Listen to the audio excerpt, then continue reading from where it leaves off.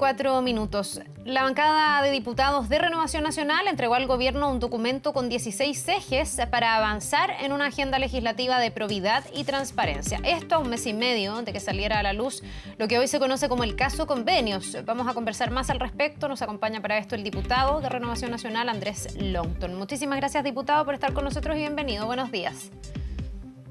Buenos días, Carla, gracias a ti. A ver, ¿en qué consiste esta agenda que ustedes le están presentando al gobierno? Que me imagino que lo que busca es prevenir que no haya más casos como el caso de los convenios, que hoy día no solo apunta a Democracia Viva, sino que a varias fundaciones que están ahí bajo la lupa. Sí, Carla. Bueno, lo que busca, más allá de la herramienta de fiscalización que nosotros estamos llevando a cabo casi todos los días, porque siguen apareciendo antecedentes, la verdad, mucho más rápido, mucho más frecuente de lo que uno hubiera esperado. Y eso convierte esto en una red a lo largo de todo Chile para poder defraudar al fisco. Lo que buscamos nosotros es que, más allá de la herramienta de fiscalización, también tener una agenda de probidad y transparencia, Carla, que permita a través del Congreso poder avanzar rápidamente en herramientas que permitan tener un mayor control respecto a estas organizaciones de la sociedad civil para efectos de hacerse de recursos públicos. Y en ese sentido poder limitar, por ejemplo, los tratos directos, poder tener a la Contraloría más encima respecto a estos tratos directos y también respecto a estas fundaciones que muchas veces no tienen ni siquiera el giro o no tienen la experiencia para poder hacerse los recursos públicos y poder ejecutarlo. Las relaciones de parentesco o de amistad, poder limitarlas, prohibirlas, Carlas, entregarle mayores herramientas también a los parlamentarios para poder fiscalizar a estas organizaciones de la sociedad civil, incluso corporaciones de los municipios, y en general, Carla, poder establecer controles mucho más intensos de lo que existen hoy día a propósito de las organizaciones de la sociedad civil, y para eso obviamente que los organismos fiscalizadores tienen que tener mayores herramientas como Contraloría, y también limitar algunos mecanismos que hoy día existen precisamente para poder hacerse de recursos de manera más simple. Mira, yo te pongo el ejemplo de lo que está pasando en Antofagasta con Procultura. Hace poco rato salió una noticia respecto a que tercerizaban recursos y los recursos que se le daba a Procultura se los entregaban tercerizadamente a una persona que trabajaba en Procultura y que tenía una empresa privada. Es decir, toda una triangulación para hacerse de recursos públicos, y eso obviamente con el fin de defraudar al fisco y que los recursos queden en el bolsillo de quienes trabajan en Procultura, que Procultura, todos sabemos, también es una fundación que está muy ligada a este gobierno y que se empezó a hacer de recursos de manera cuantiosa apenas llegó. Eso nosotros también buscamos prohibirlo, Carla, para efectos de que no se produzcan estas situaciones en el futuro. Ya, hoy día no están esas regulaciones, hoy día no están esos controles, hoy día eso es lo que ha permitido llegar a este nivel de sospecha y en algunos casos de defraudación, o lo que hay es insuficiente, porque también uno se pregunta si aquí todo se tiene que legislar o si también esto pasa por un ámbito, por una dimensión que tiene que ver con la ética. Cuando vemos que hay personas que le han entregado dineros en sus cargos a instituciones donde antes trabajaban, o cuando vemos que se ha pasado plata a instituciones que no tienen el giro, que se dedican a ser veterinaria, pero terminan supuestamente poniendo agua potable en los campamentos, uno se pregunta si eso hay que legislarlo o aquí hay un problema de ética, finalmente, de las personas que asumen los cargos, y no sé si eso se puede regular. Sí, Carla, a ver, yo creo que ambas. No hay regulación que aguante una persona que quiera entrar a trabajar al sistema público, que quiera hacerse de recursos públicos para efectos de poder apropiarse de dineros que son de todos los chilenos para fines personales, o entregar recursos con intereses personales.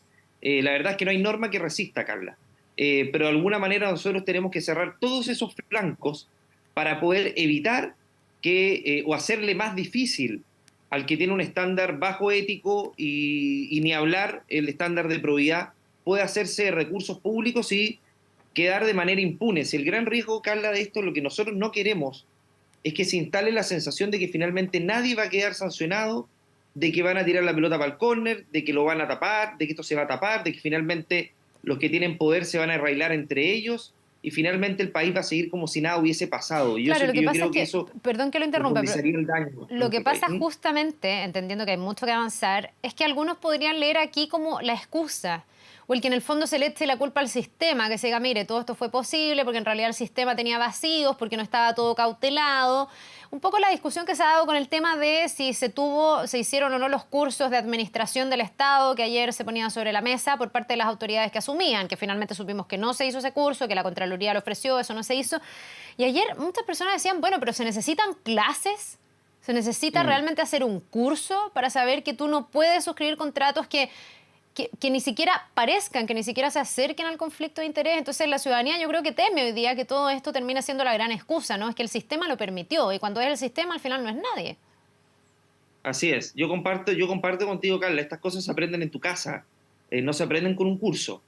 Es decir, el no entregar recursos públicos, privilegiando el interés personal o a los amigos cercanos, es algo que no es parte de ningún curso. O sea, uno debería tener ese conocimiento desde antes de llegar a la administración pública, porque no son recursos tuyos, son recursos de todos los chilenos. Y por lo tanto eso exige además un estándar mucho mayor respecto a cómo se están otorgando esos recursos y los mecanismos de control de entrega de esos recursos. Entonces, la verdad es que a mí, Carla, tampoco me hace sentido cuando acá se trata de poner los cursos por delante de situaciones que uno debería tenerlos incorporados en el ADN, es decir, la ética y la probidad al momento de hacerse cargo de recursos y cómo administrarlos, no se aprende en una clase. Carla, además estamos hablando de norma expresa, es decir, acá hay una infracción legal porque hay delitos de corrupción y faltas graves a la probidad. Y eso, Carla, la verdad es que no hay ninguna clase que te lo pueda enseñar. Ese conocimiento tú lo tienes que tener al momento de llegar a trabajar a la administración del Estado. Y te pongo el siguiente ejemplo, lo que pasa con la ex subsecretaria de Cultura o con la Seremi de Cultura, al momento de entregarle recursos a una entidad donde tú trabajaste antes, no es un error, porque aquí lo que trata el gobierno de instalar que esto es un error. Y la verdad es que no es un error, Carla, es una ilegalidad y una falta grave a la probidad. Entonces, nadie por error le entrega plata a un ex empleador sin saber de que eso al menos es cuestionable desde el punto de vista ético, más allá de lo legal, Carla. Entonces, acá yo comparto, se trata de instalar de que acá hay una falta de cursos. No hay una falta de curso, Carla. Acá derechamente hay actos de corrupción que tienen que ser investigados y debidamente sancionados, porque ya es demasiado evidente de que hay una red, Carla, para intentar defraudar al fisco para que los amigos cercanos se queden con recursos de todos los chilenos y sobre todo de la gente más vulnerable, Carla. Así que a mí tampoco me hace sentido esa explicación. Ahora, pero sin embargo estas propuestas tienden a generar una regulación mucho más estricta para efectos de al menos descubrir, Carla, antes y poder tener las herramientas, ya que muchas veces los que están dentro de los mismos organismos no dan las alertas suficientes. claro, es que eso lo quería decir. Bueno, por un lado, que ayer el gobierno no ponía esto como una excusa, lo dijo la vocera, lo dijo el ministro de Justicia, que ha sido como vocero en este caso también, que aquí la inexperiencia no podía ser excusa y que aquí no tenía que ver con que si se había hecho clases o no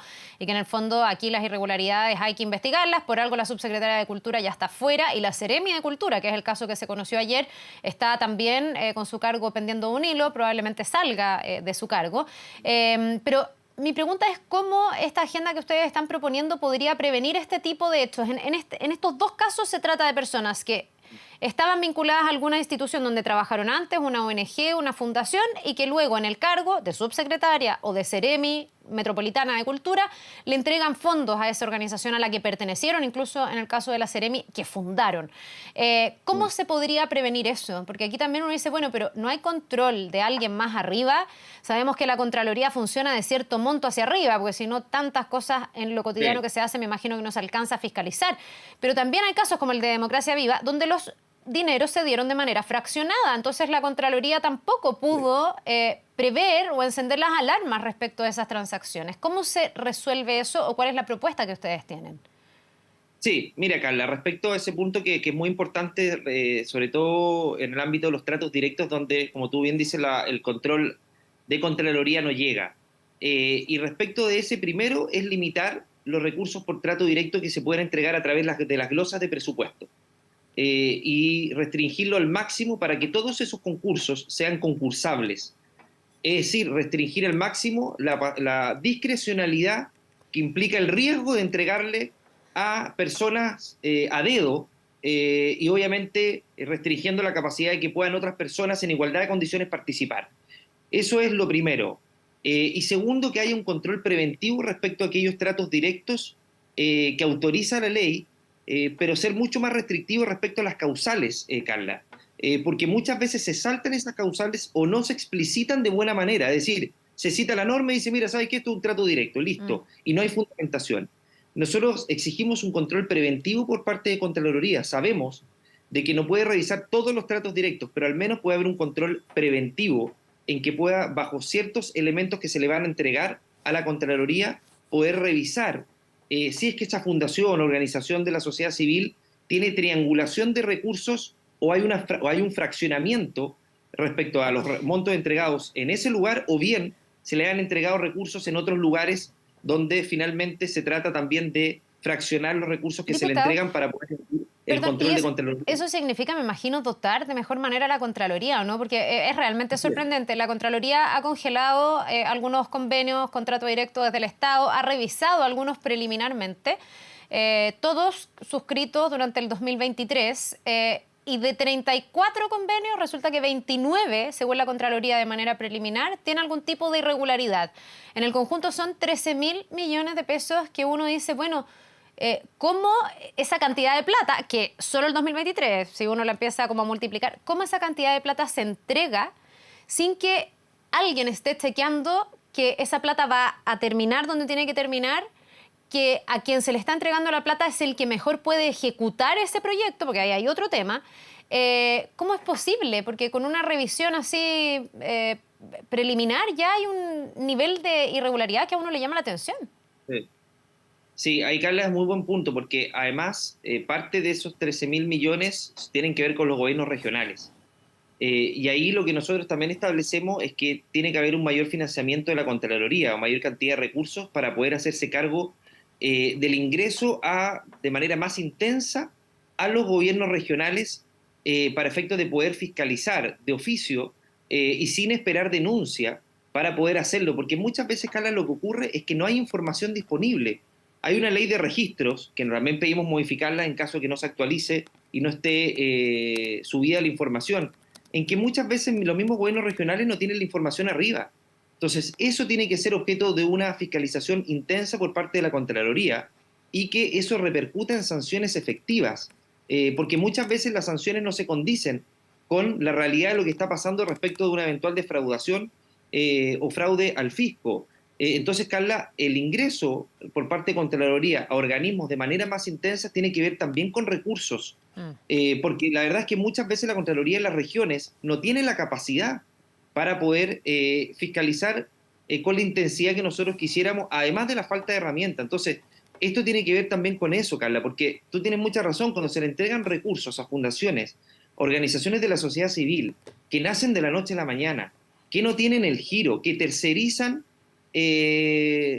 los recursos para poder cumplir. Eso huele a todas luces, Carla, que se están entregando recursos con finalidades políticas para efectos de poder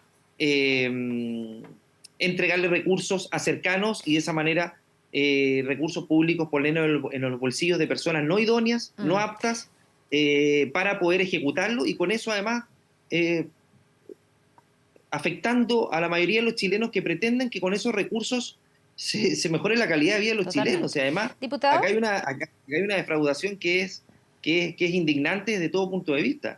Diputado, lo estrictamente político, porque esto también ha generado muchas repercusiones, ya ha generado una insistencia de parte de ustedes a que salgan de su cargo el ministro Montes, pero sobre todo el ministro Jackson.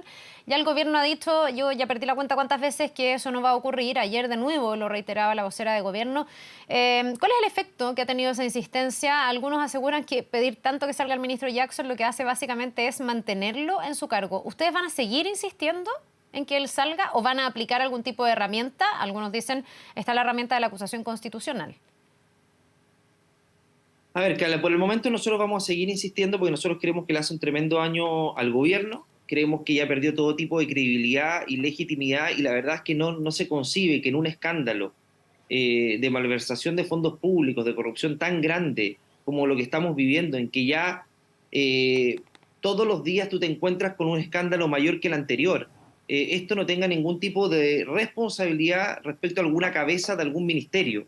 Eso es sorprendente, por decirlo menos, Carla, porque a esta altura, la verdad es que uno hubiera esperado que el presidente hubiera tomado una acción mucho más proactiva respecto a estos casos y no esperar que la Fiscalía o la Contraloría toque su puerta, para efectos primero de poder investigar o descubrir situaciones ilegales, sino también que hacer valer esas responsabilidades como corresponde. Nosotros creemos que el ministro Jackson, Carla, en estos momentos es una persona que le hace daño al gobierno, que no contribuye a salir de esta situación, y obviamente que esperamos que el presidente tome carta en el asunto, lo que hasta altura es a lo menos sorprendente que no lo haga Ya, pero el respecto al gobierno ha ministro dicho y a insistentemente la que no va a autoridad. pasar eso.